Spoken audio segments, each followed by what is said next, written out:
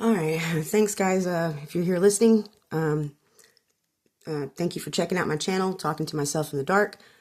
Okay, so I think this is going to get a little bit better now. I started off real choppy, and let me go over a few things. First of all, I started off doing this, trying to pull up all of the lessons and the things that I tell people and teach people when I'm trying to help them understand, how the flow of life works, how the flow of energy works.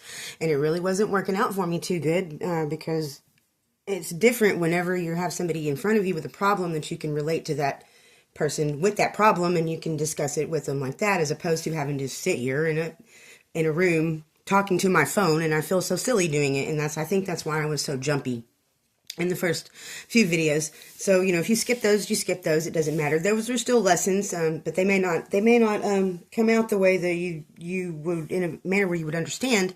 So I'm going to do it this way instead.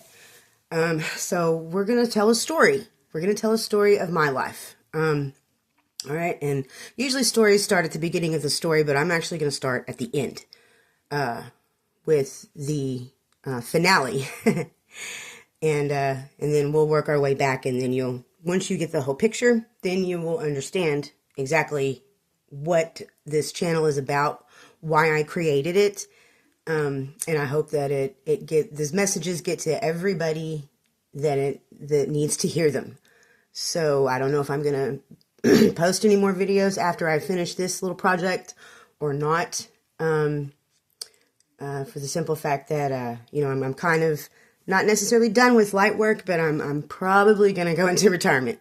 But you'll understand all that why. So I just wanted to let you know that. And so here we go.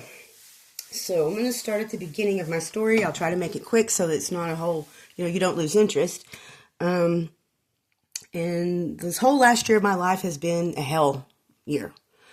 I have been put through pretty much every tragic loss that you can, that anybody would ever have to deal with, and then on top of that, been diagnosed with a terminal illness. I wasn't going to mention anything about me being sick in my post because I'm not doing this in pursuit of monetary gain.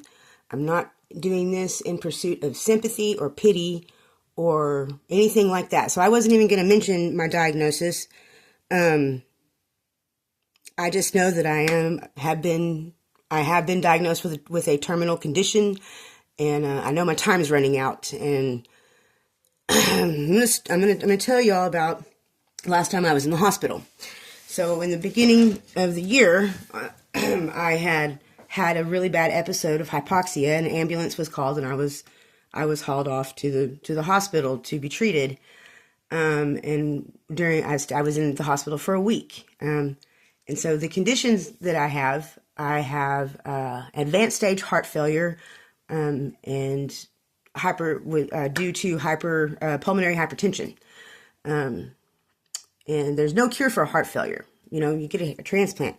You can maintain it through medications and this and that, and it can extend your life for as long. But I was told by a cardiologist that even at this point, if I were to stop doing everything that I'm doing, as far as bad habits, that and pursue the treatment, that it could give me another 10, 15 years, and that would be great.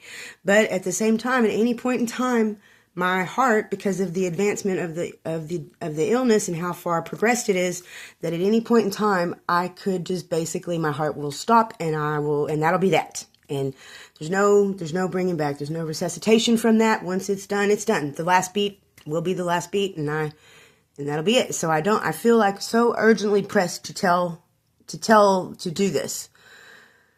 And so in lieu of that, during my hospital stay, I was, what do you call it? They did a right heart cath. They prepped me for a procedure for that, told me, it's only going to be, moderate, what they called moderate anesthesia. It should knock me all the way out, And I was like, okay, well, that's fine. They had, been kind of struggling a little bit, getting my blood oxygen saturation numbers and all my numbers right. And my blood pressure was kind of low because of all the medication and stuff. And anyways, so I went in there, and now keep in mind, at this point, I'm still kind of recovering from the hypoxia. I have not contacted any of my family at all. Like, the only person that knew that I was in the hospital was my boyfriend. That's been in my life for 10 years, and he knew I was in the hospital, but he didn't even know I was going into surgery, because I had brain fog so bad I couldn't remember what his number was, and my phone was dead. So nobody knew that I was on this surgery table. And not on top of that, I was listed as Jane Doe. That's an interesting fact. Listed as Jane Doe, going into this surgery with not a clue, no family, no nothing. Nobody knew I was even going in there. So we go in, we do the procedure. They start administering the anesthetic. The last thing I remember was like kind of, how if you've been put under, you just go under. And then the next thing I know, I'm waking up in a recovery room. And it's a couple hours later, and I kind of felt kind of weird and floaty. And so, I recovered, and then I was there. And then I was in the hospital for a week, and I got out of the hospital. Well, then me and my partner were looking through my diagnosis sheets, and had discovered on this sheet that it had, about the procedures, what it tells. Well, then I noticed on where it was talking about that they had done the heart procedure, that they had said that my body had rejected. All they told me in the hospital was that my body had rejected the procedure. But I was reading on that where it had the description of, basically, I don't remember exactly what it says, and I don't have it in front of me, but it basically was like, I flatlined on the table and had to be resuscitated. Like, I died. I died. And that's a very profound thing to actually understand. Like, I was dead. And I didn't know. Of course I didn't know. I was dead, And so anyways, that experience has really sat on my mind kind of weird, strange, because it was just like, I went to sleep, and that was that, and then I woke up. And I got to thinking, what if that's it? What if that is it? What if that is death? You just go to sleep and you don't wake up. And you never know the difference, You don't know it's the last time that you're going to go to sleep. You don't know it's the last time you're going to see everybody. You don't know, because you just think you went to sleep. You know what I mean? And it just was very impactful on me, It's just like, man, if that's it, that's it, And so, and then there's a bunch of things I looked into. Like, I was supposed to have a DNR and all this stuff. They weren't supposed to resuscitate me, but for whatever reason, they did, da-da-da. And the only reason I think that happened is because of my grandmother. I believe that, honestly, I believe, she was a very devout Christian woman. I can't say enough about her. She was a great lady. And I think it was probably her that sent me back, because I'm not done. I'm not done. There's too many things undone, unsaid, unspoken, not tied up, and things that are unfair, So I think that she's the one that sent me back to do this. And so, I get out of the hospital and I go home. Well, everybody who knows me, and who I am, they know about where I lived on Sunset. And it's not in a great neighborhood, but the reason I lived there is because I had inherited a house. And my aunt had lived there, and she was not married, didn't have any kids, and there was no will, so it was intestate. And I had, found out about that I had this house.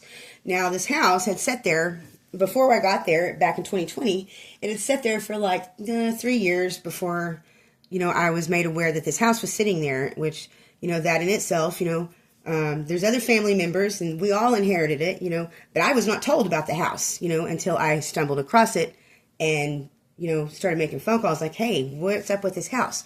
Well, then I found out that my uncle and my stepdad had, known about this house or whatever, and they found out that they'd actually went and had it assessed, to see if it would sell, and found out that it was going to cost too much money, so they would like leave it sitting there. Well, that was kind of wrong of them, because it belongs to everybody. It belongs to me. It belongs to my my cousins, and I don't know if they were in on it or not, but I absolutely know that I didn't know about it, and that's really crappy, because I had already been through a whole sling of bad decisions, and at the point in time I was living in a camper, in a field behind my ex-in-law's house. It was a very strange situation, and it just happened that I found out about this house right at the time when I was being evicted from that property from the city, because it was against ordinance for living in the camper.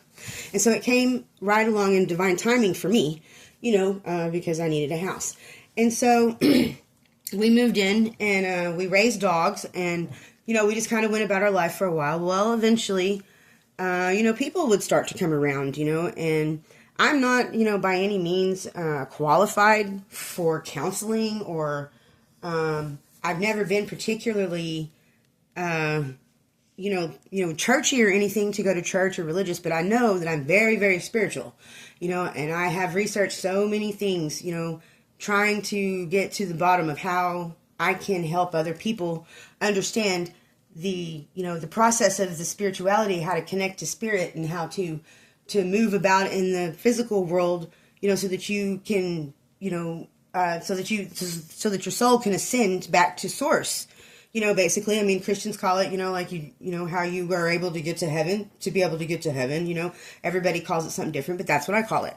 And so through this, people would come to me or be brought to me, because people like to talk to me, because I had a very unique way of explaining things to people where they can, understand it, understand, what they're going through, and kind of walk them through it and have them look at it in different perspectives, from everybody's perspective, from a perspective of love, instead of a perspective of, well, he did this, and, just the typical perspective of cause and effect, right and wrong, whatever. But I was able to help a lot of people, gain footing in their own lives, and I didn't ask them to do that. I didn't ask them anything in return for that. And so we lived there, and as we were there, I had, in the house, all of the stuff from my family, that had been taken from my grandparents' house by my aunt.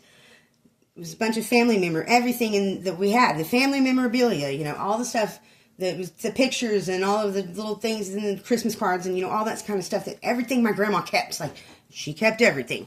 And so that was all there, and I didn't really think that we would see this stuff again, because she had gone and she'd taken it and told the family that, well, if we wanted it back, we could buy it back off of her, because she thought she had been cut out of my grandfather's will, which wasn't really the case. I'm not going to explain to you why she was not cut out of the will, but to her understanding, she was. She was very bitter towards the whole family. And of course, she was my blood aunt, and then, her brother was my biological father. And I'm not going to get to the logistics of my family tree, just that's how it works out. And so I was the very last, blood person for that particular family branch or whatever. And now the thing is my aunt, she was my favorite aunt. She was. She had problems just like everybody else. She was an alcoholic, a very, very bad alcoholic. And as long as she wasn't drunk, she was a wonderful person, full of love. And, but then the minute she hit the bottle, it was, oh man, and it got to a point where it was so bad with her that everybody in the family had just stopped dealing with her. It just stopped dealing with her, And it was really sad. It was really, really sad, And so as I'm going through some of this stuff, throughout the years that I was there, I would run across little things like she had written on notebooks or whatever. And it would be like, I miss my family so much. I wish they would call me. And it would make me feel really bad, because I'm like, what if nobody had given up on her the way we all did, instead of just sticking with her until, the very end, maybe she might not have died lonely and, by herself like that. But that's what, she didn't choose that necessarily for herself. It's her actions and behaviors that chose that for her, and she couldn't get a handle on that. So you justify doing something like that to somebody, based on, okay, well, I don't want this person, in my life, just because of the fact that, I don't want them coming in and messing up my stuff. I've worked really hard for what I have, whatever. So I would find that, and it would really bother me and hurt my feelings for her that I did that. It set real bad with me. And so anyways, and so we go through the whole thing, we're living at the house, and I got to the point, the people that came there, I eventually started calling the house the sanctuary, that this was the Sunset Sanctuary, because we would take in people and off the street people, and we would feed them and help them, and whatever. We were just very helpful, very kind and helpful to people, everybody. So if you were homeless in that neighborhood, you knew you could come to our house, knock on the door. If you were hungry, you'd get a peanut butter and jelly sandwich. I mean, it wasn't much, but it was something, and we were pretty proud of what we were doing there, me and my partner. And then it got to a point where, and I'm not going to put anything out there other than just know that we weren't always exactly sober. There was a lot of drug use. There was a lot of, a lot of other things going on at the time. But despite all of the habits and the addictions, we were still these people that helped every single body that came through there, friends, family, and eventually, just like all things happen, everything starts to come full circle.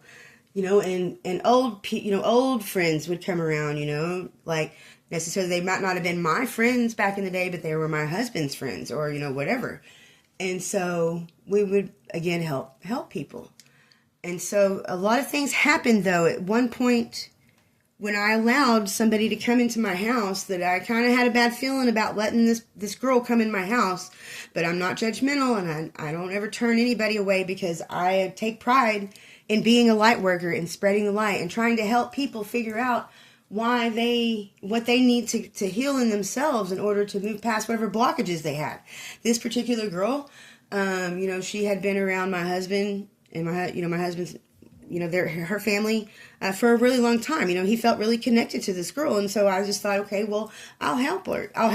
She was, she was spending time she had paroled out of prison, and she was on a 40-year sentence, long time.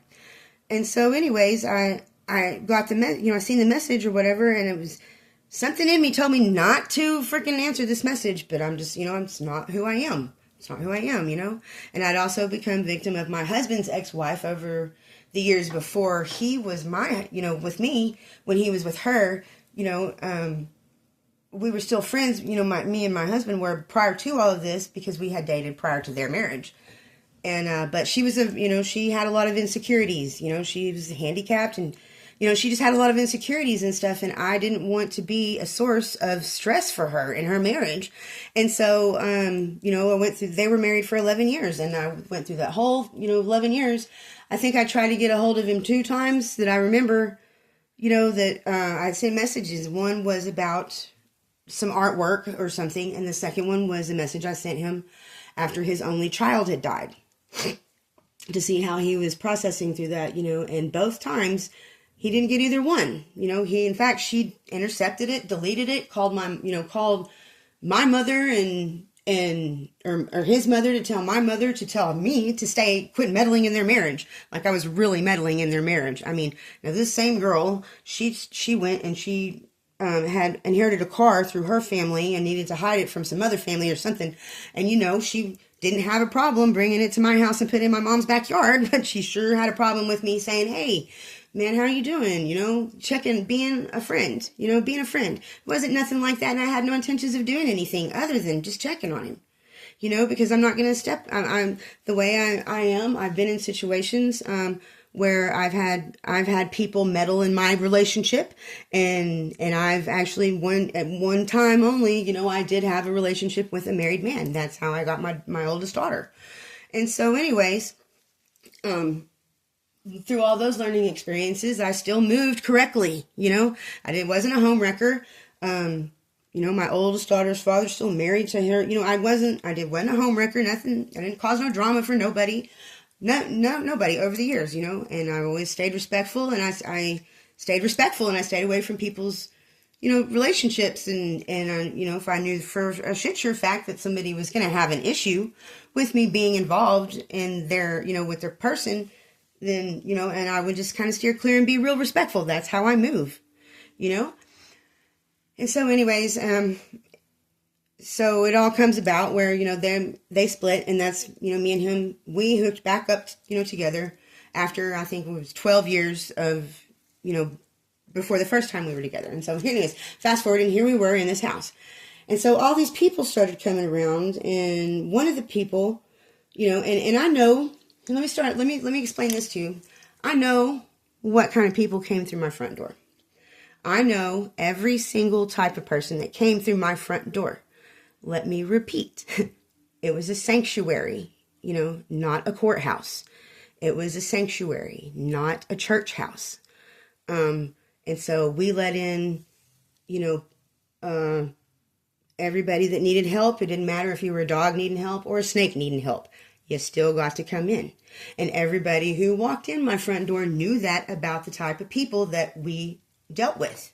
We knew that was the type of people that we dealt with. And so you might go along to say, well, why did you do that? Well, because of this. Because I don't believe anybody can help themselves when they have nothing to help themselves with. And I know that even though the cases are kind of few in comparison to the cases that go the other way, that if people are never given the chance to do something to help themselves, or given the tools, the support, the love to help themselves, they may never be able to do that, And so you celebrate the ones that are successful, and you just keep trying with the ones that aren't successful, providing the ones that aren't successful don't become like a don't feed the bears kind of thing. Why don't you feed the bears at the park? Well, because then it pulls the bears in and they start just wrecking everything, in the camp. Okay. And so anyways, this went on, and everything that we did for everybody there was out of love. And the love that me and my husband had for each other was real love, And I think that the example of that towards some of these people that come through there, they seen that, and it's very hard not to want that, want that kind of love. It's something that you really strive for, But the thing is like, as much as all the rumors might have said about the nature of how our relationship began versus what we were doing, it was never founded on a foundation of lies or deceit. It doesn't matter what everybody else was saying. We knew that. And that's why we were able to have that kind of love, because that foundation was already there, placed with love, and hope and faith, the three components to a solid ass, foundation, it was there. And so these people would come in and, there's a couple of people that most females don't have the capacity to overlook the type of female that they are. Because I promise some of you girls out there that might be listening, there's no way in hell you would have let some of these females in your house around your dude, because you obviously knew what they were. And the reason that I can sit here and tell you I can discern how they were, but when they walked in the door, I usually through the first few minutes of dealing with them, I can tell by their personal patterns. Do they talk a lot? Are they telling me their whole story? Da-da-da-da-da-da. And the thing is, everything basically has the same pattern in nature, like a dog doesn't just fucking haul off and bite you. It usually gives you little warning signs. It tells you what it's going to do if you don't pay attention to what you're doing, or if you allow it to do that, it's going to growl at you before it bites you, And so I had a couple people come through there that, they just would profess to be, that loved me and this and that. And they would tell me out of the blue things like, oh, well, I'll never touch your husband, or, I would never steal from you, or, and the thing what they didn't understand, these people, and this is, all the way from the very, very first one that really was an issue, which was this, this girl that had been to prison for, had the 4-year parole. They all told me what they were going to do. And so that just means that I already knew that was a big potential of happening, because I also, knew the other component. You tell me you're not going to touch my man. Well, I also know things about him that, if he here, and to me, I looked at it maybe as a test, like, okay, well, let's just see where his loyalty lies. And I'm going to trust this situation every time, and, from that first female that come through here, it was definitely something I couldn't have trusted. And it just verified the pattern that came up later through, all the things, he ended up taking off with this first female. And, of course, he came back, and I love him, and I let him, and I allow mistakes, and, this and that. But, and then the second female that it ended up happening with, was my husband's ex-wife's supposed best friend, and she's telling me things. Well, I already knew things about them. I already knew the nature of the relationship that had happened at one point during his marriage with that wife. And so I already had a clue. So like I said, I know I was letting snakes in my house. And so, and when I talk about being bitten by them, well, that's just the nature of my of my that's the nature of the sanctuary, you know. You can't tell me those people that over in Africa that have those, you know, lion sanctuaries don't understand that, yeah, they look, it's all fun on the videos when we're all petting, but at the end of the day, it's a lion, you know? It's a fucking lion, and a lion ain't got to tell you it's a lion. You know what I mean? And so anyways, so all these things would come through, and I would start noticing behaviors changing and this and that, but I would just let it slide. I would just let it slide, let them, you know, do what they're going to do, because I've also learned through my knowledge of the energetic flow that you can't stop anything from happening if it's going to happen. It all boils down to free will and choices, and none of those choices were mine, you know? And so I really strived very hard not to be controlling about anything, and not to be like, you know, just trust, you know, and give a chance. And then, you know, until I found out, then, you know, obviously I couldn't, you know? And so, you know, it ended up being what it was, and it caused a lot of problems between me and my husband, you know? It fractured our relationship a lot. You know, I mean, he ended up leaving me several times for a long time, you know, and he would leave, you know, out of his own, you know, deficiencies that he had, you know, for whatever reason, that he you know, chose to do what he did out of whatever. But, it really fractured our relationship, you know, but I never really felt like it ever fractured the love.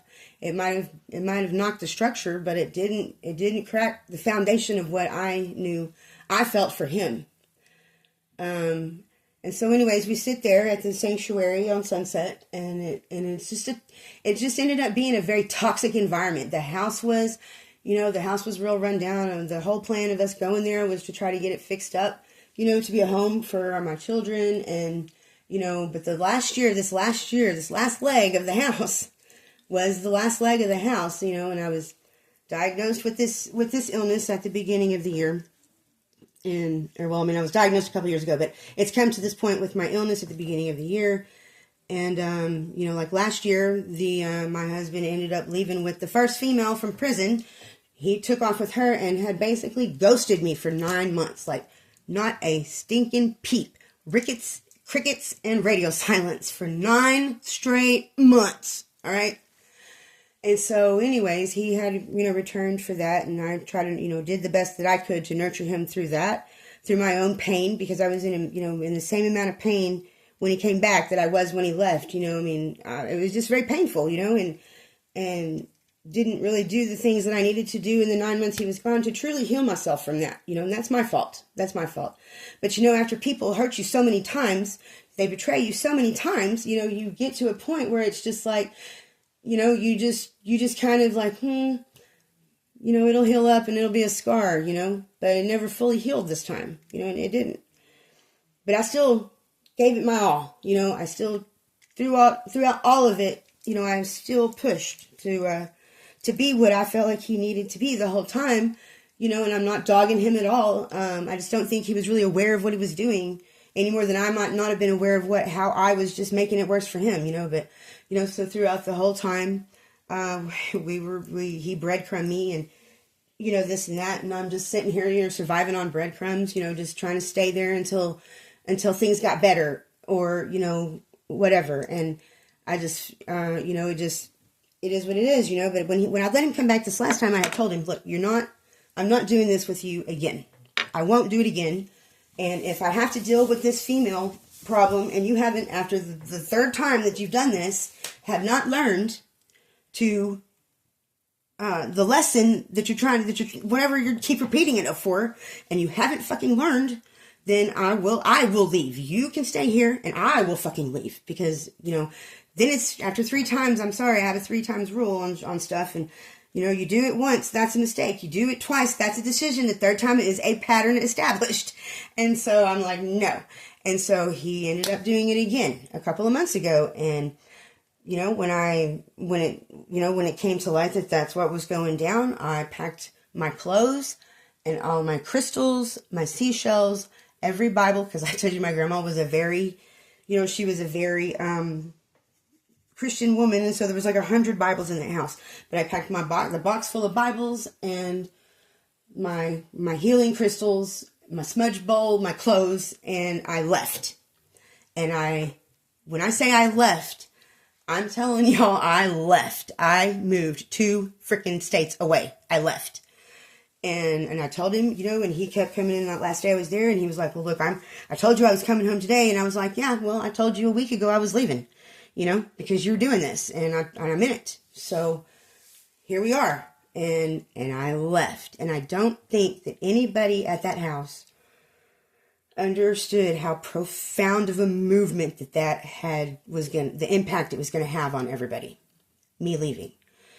And so with that being said, I left. And there's been things that's happened over the past couple of months. It's been 2 months, and me and my husband had been talking in the very beginning up until the past couple of weeks about him coming here to where I had moved, because it's a very good place to be. It's good here. There's not all of the toxicity, and the people that I moved here with, they're people that have known us for a long time. And the girl, we've known her for pretty much the entire time that we've been together, and I've watched what it's done for them moving away from where we were there, at the sanctuary, and coming to where that I am now, and the improvement, the growth that they can have now, because there's room to grow here. There's not toxic shit, and so I'm trying to talk him into, coming here, and he keeps telling me, I'm coming, I'm going to go up there, I love you, but then, things are just kind of like tapering down, and I don't understand, what's going on, I mean, I understand certain things and aspects of him, and, this and that, but look, if you're out there doing that in lieu of missing me, but you can't even send me a goddamn text, every couple days and say, I love you, I don't hear from you for days sometimes. I was like, what is that shit? And it was just a display of how the toxicity of everything that we had going on at the sanctuary he had absorbed so much of it that it had just taken over who he was, as a person, and definitely who he was for me, and it just made me panic. And I'm just like, I mean, I didn't know what to do, because I'm 600 miles away from where he is. I can't go over there, scoop in and beat ass and, but I won't do that. I'm not going to do that. You can't force anything. And so I basically had come to a point with the whole thing after kind of blowing up and, doing some things, violating a lot of the teachings that I tell other people through the process of relieving my own pain. I have come to the point where, I've just had to let him go. I just have to let him go, and I hate to, and it hurts. But at the same time, I had to let a lot of things go. I had to let everything go. I walked away from a house, that granted, it was inherited by the family, but the problem is through all of this past, couple of years that he's been leaving, it's really screwed things up for me, because a couple of years ago, probably about 2.5 years ago, my hips started doing something crazy, and now I can't walk. I can't get up and walk. And we were contract painters. That's how we made a living. And now I can't walk to make, I can't even stand up. I can't stand for very long. I scoot around my house right now because I'm waiting for, doctor's appointments and surgeries and all that stuff that are moving a lot faster here than they were for back home. But I scoot around on a little bucket trolley thing all over my house, to get to places, because it is too painful for me to get up and walk. Every time I take a step, it's chipping bone. The last one I had, they said that my left hip or my right hip is gone. It's crushed, so I'm just basically waiting to get on my medical stuff, which it is in the process of doing, thank God, but I am working on it to get that done, to get my hips fixed, and then I have to deal with the my heart problems, all of that, and all the stress of all of this isn't helping any of my shit, and so, because of that, I had gotten really bad, really behind on the property taxes at the house, and, when he left, I had come up with to at least keep the lights on and feed my dogs. We raise American bulldogs, and I know you think it's crazy, but at the time, like right now, I know, as far as I know, there's 11 dogs there, and I know they're being taken care of, but anyways, in order to be able to do this, I had to rely on, wits and the universe, and true to its nature, all the stuff that I had put into other things, would slowly trickle in as I needed them. So I went very few times before he came back. with the lights being turned off. I think there was a couple of times, where I just didn't have the money, or not. My dogs only maybe went hungry for one whole day at any given time. And I managed to rent the house out. Not rent the house, but I rented rooms out, because I had to send my kids away, and I'll explain that in a minute. But I had to send my kids to South Texas to finish school, and so I had 2 rooms ready, and so I just tried to keep those rooms rented out, and I've actually still got people there, and so. But anyways, it's still, even doing that, it wasn't enough financial. The budget wouldn't cover me being able to pay towards the taxes, and they're not that much. I think it's like $2,000 a year on the property taxes or whatever. But when you're not working, and you're in a state of struggle, you just do what you can. And so, because I know how the tax process works, I know nobody was going to come snatch my house up underneath me just yet. And so I just kind of had to let it go as it was going. And so I left that house, with knowing that it's in debt, and it is going to be slated for auction. In September, I called because I've got people there, and I still have dogs down there, because it's 11 dogs, and not a lot of places will let you take that. So we're trying to figure that out, trying to get rid of some, or, I don't know what to do. I've got a couple of dogs that I know for shit sure I'm going to keep because they've been my best friends through all of this whole thing, but I still have other dogs there that, man, if I could find homes, but I can't get the people over there to help me with that, even to send me pictures to put them online or anything. So I don't know what I'm going to do. I will figure it out. The universe will provide a way. And so in lieu of all of this and trying, and then, knowing that there's certain things going on at my house now while I'm in my absence, I don't exactly know what. I don't exactly know who. I have some really big suspicions, but I kind of picked up that there was, another person that was possibly somebody that I had a lot of love and care for that had slipped in my bed in my absence, to coveting my husband, and the thing is this was a big problem with people in him, because the light that they would see between us, they want that. They want it, they think it's going to be that for them, and even in a state of his mind state, he might think it's going to be that for him, but it's never going to be what me and him have for him and anybody else. And I can't get people to understand that. That's not yours. It's not yours. It doesn't belong to you. But anyways, I'm going to let you, think you can run the shit or whatever. And but anyways, and I know all of these things, and so anyways, I'm trying to work stuff to where I could get it paid up to where I could put it into a payment arrangement, working the money how I needed to. And it wasn't, what was going to happen is I was going to get it right up to the point where I might have it, I might not. But then if I didn't have it, there was a possibility of it being in the auction, right away. And I wanted to give everybody a chance that was paying rent there to be able to get out with their deposit, and be able to get somewhere else to live when they auctioned the house off. And so I just had called them, and I told them, I said, look, I've been fighting this thing for a minute, and I'm exhausted, and I'm just exhausted at this point. All the loss and all the heartbreak and all of it, and I'm just tired. I just don't want any of it now. I don't want the house. I don't care. Let them auction it off. I don't care. And so when I say I walked away, I absolutely walked away from an entire life and just left it sitting there for whatever to happen. All right. So I'm trying to figure out the things with the taxes, and I'm looking into things, and I call the foreclosure lawyers, and they're like, well, it's going to be in September. Da, da, da, da, da. Well, then I ran across something that kind of alarmed me. And I noticed where whenever they had sent out one of the foreclosure letters a couple of years ago, I think, I don't remember exactly the time frame, I just know that it happened, that they didn't only send a foreclosure letter to my house, because the house was only in my aunt's name, but they also sent one to my uncle. And the thing is there's more than one person that stands to inherit the house. So if it was going to be a matter of, if he, went down and filed the paperwork claiming heirship, then he didn't file it properly, because there's 4 other people that have a stake in that house.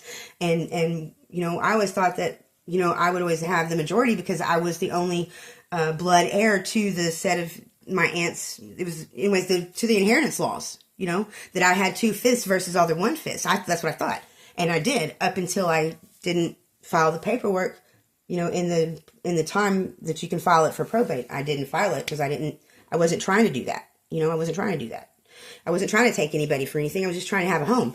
And so now that I've seen him doing that, which was kind of shocking because I did discuss it, with everybody when I moved in and what I wanted it for. I didn't think that, that they would go behind me and do that. It just makes me feel like that he's put himself in a position to, do whatever he wants to, or, whatever's got to happen, because he shouldn't, if he wasn't worried about the house like he said he was, then he wouldn't have worried about filing anything or keeping tabs on it to where he would get a letter, period. I mean, it's just very backhanded, and so, but even in that knowledge, I'm just sitting here like, I don't even care. I don't care. I don't want the money. And it has reached the point where it is now, it is enough to put into probate, without, anybody. And he's filed the paperwork. I don't have the money. He's got all the money I'm not saying all the money, but he's got money enough to do whatever needs to be taken.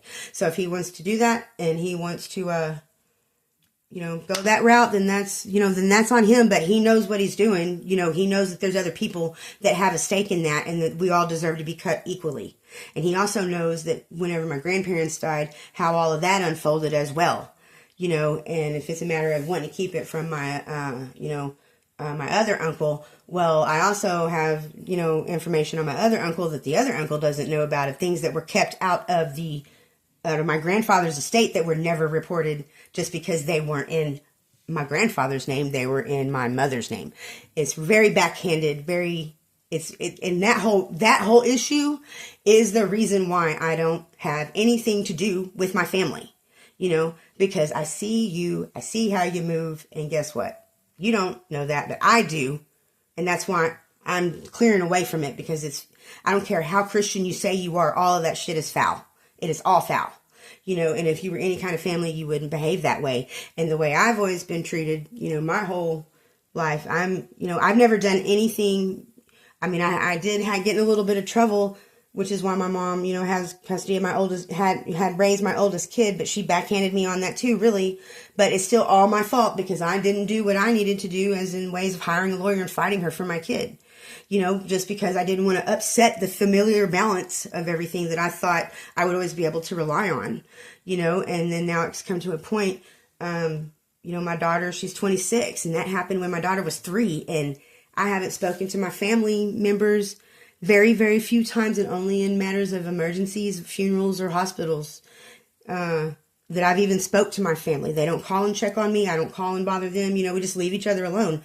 And it's just, it is, they might have their reasons why they don't, include me, but I definitely have mine why I don't include them, and they just ostracize me. Basically, I ostracize them. We ostracize each other. And, that's what they did with my aunt. And I think that my aunt and my dad, with them being how they were and their substance abuse and this and that, whether or not they knew that I, was struggling with my own addictions and things or not, I still didn't cause them no problems over it like they did, I mean, they ended up costing my family a lot of money through rehab and just, just the bull crap that they pulled. I never did that. I never bothered not one motherfucker over there for anything, a penny otherwise, I just marched my line and I did what I did and I survived how I survived and I left everybody alone and everybody seemed fine with that, and yeah, there's been times when it's hurt my feelings and I feel left out, at the end of the day when it comes up or whatever. And, but like now I'm to the point where I've done all of these things all my whole life for everybody. And I'm not saying that the things I did gave them the things that they did, but it didn't certainly interrupt anything that they have, I steered clear. And I did me, and I don't, and poured into what I poured into, and it just so happens that I didn't make the choices that poured back into me.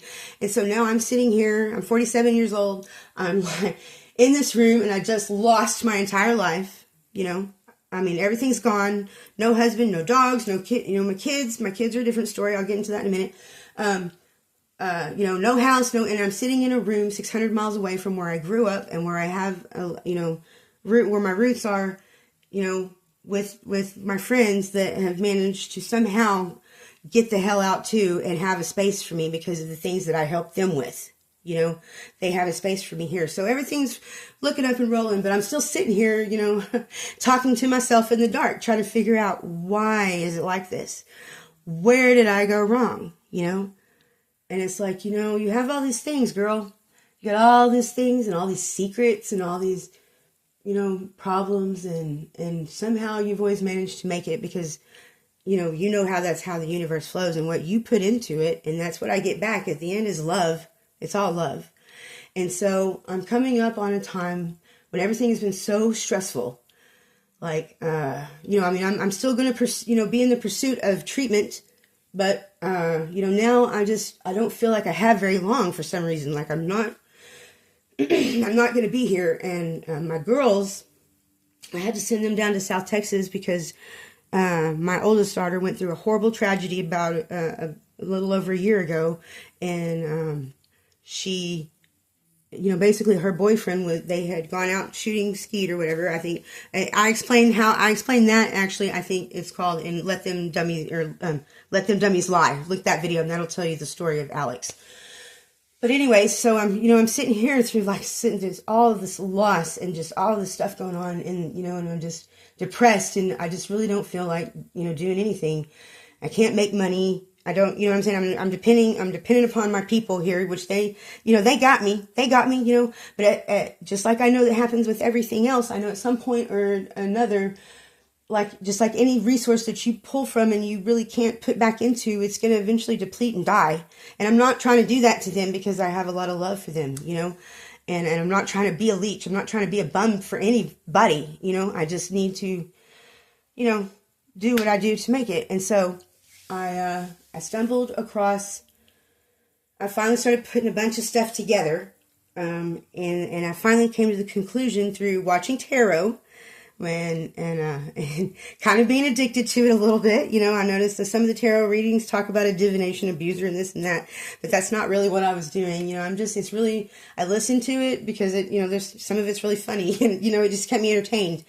And, but I did catch a lot of messages and I finally got my message. And, I just want to say thank you to the tarot community for being the tarot community. And thank you for every single person in my life, good or bad, that is going to be a part of my story, and if you feel like I'm here to expose you and expose your secrets, well, that's exactly what I'm here to do because I've kept those secrets for a long time and they've created problems for me, and I got to heal. They've created wounds in me and I got to heal that. I got to heal that shit before I go, or why else did my grandma send me back, So anyways, here we are.